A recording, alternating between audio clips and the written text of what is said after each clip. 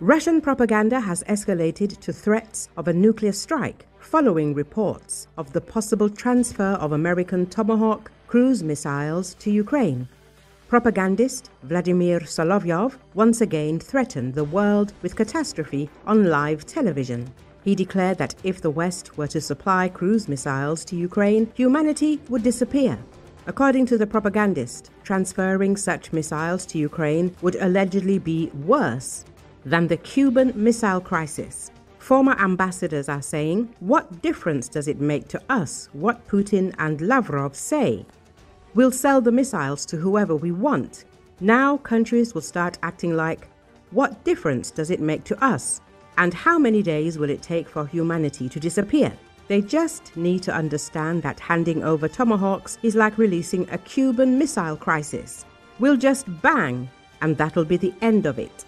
He then made his comment about targeting the UK. But, by the way, if the United Kingdom is wiped out, I think the whole of humanity will applaud, he said. God, it's good how they will say it. That's the truth. It's good, they will say. Solovyov declared, such statements are not random. Solovyov is not making spontaneous statements. He is voicing the sentiments of the Kremlin cabinet. The harsh reaction to the topic of American weapons indicates the Russian leadership's genuine fear of Ukraine's strengthening. The Kremlin understands that the introduction of Tomahawks into Ukrainian service will dramatically alter the balance of power and make any Russian attack even more futile. US President Donald Trump has confirmed that he is considering transferring advanced missiles to Ukraine in response to Russia's ongoing aggression and the Kremlin's refusal to end the war. The Tomahawk is a long-range cruise missile developed in the United States. Its range reaches approximately 1,600 kilometers and its accuracy is within a few meters. It can be launched from ships and submarines, making the Tomahawk one of the most effective precision-guided weapons in modern military service. Media previously reported that Putin was frightened by the Tomahawks. The Russian dictator is again threatening to break with Trump. He voiced his threat on the morning of October the 5th in an interview with propagandist Pavel Zarubin for the program Moscow.Kremlin. Putin, you just mentioned the US president. There were questions there about the delivery of new weapon systems, including long-range, high-precision systems, Tomahawks, and so on.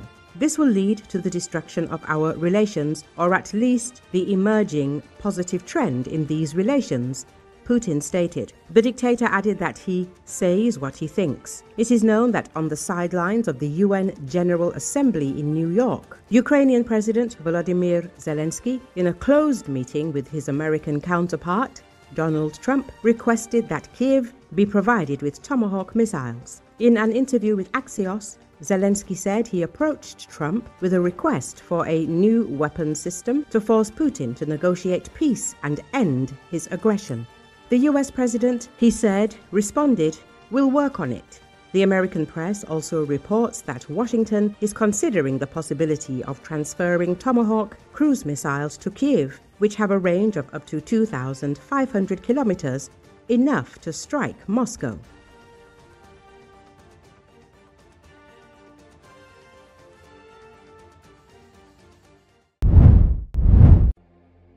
Israel's cabinet early Friday approved U.S. President Donald Trump's plan for a ceasefire in the Gaza Strip and the release of all the remaining hostages held by Hamas. According to Associated Press, it's a key step toward ending a ruinous two-year war that has destabilized the Middle East. A brief statement from Prime Minister Benjamin Netanyahu's office said the cabinet approved the outline of a deal to release the hostages. He also thanked Trump's son-in-law, Jared Kushner, and the U.S. Middle East envoy, Steve Witkoff, for their efforts. "You've worked around the clock, but not only worked, you put in your brains and your hearts, and we know that it's for the benefit of Israel and the United States, for the benefit of decent people everywhere," said Netanyahu in a joint news conference with the U.S. officials on Friday.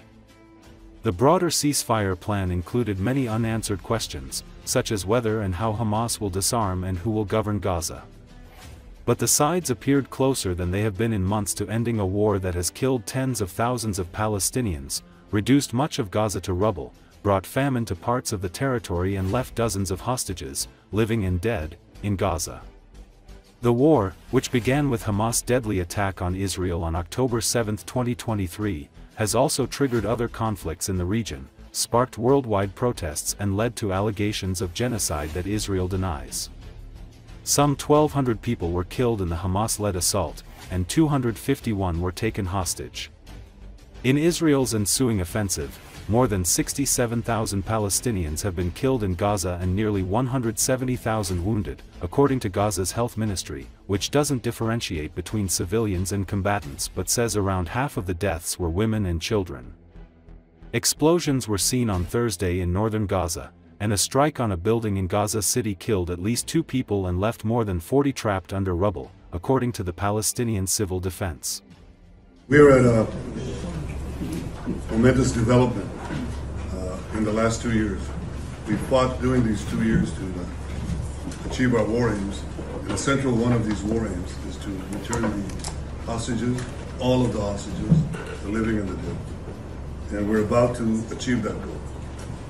We couldn't have achieved it without the extraordinary help of President Trump and his team, Steve Witkoff and Jared Kushner.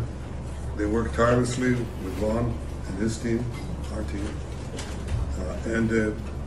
That and the courage of our soldiers who entered Gaza and the combined military and diplomatic pressure that isolated Hamas, I think, has brought us to this point. I want to personally thank both of you, Steve, Jared. It's been long hours.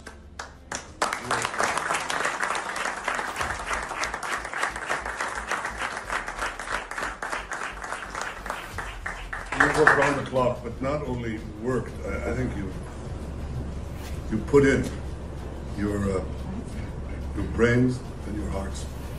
And we know that it's for the benefit of Israel and the United States, for the benefit of decent people everywhere, and for the benefit of these families who will finally get to be with their loved ones. And I want to thank you on their behalf as well, and on behalf of the people of Israel. Thank you. Without Allah. Obviously, bringing the hostages home it's been a priority for President Trump for a very, very long time, and we've all worked very tirelessly to do that.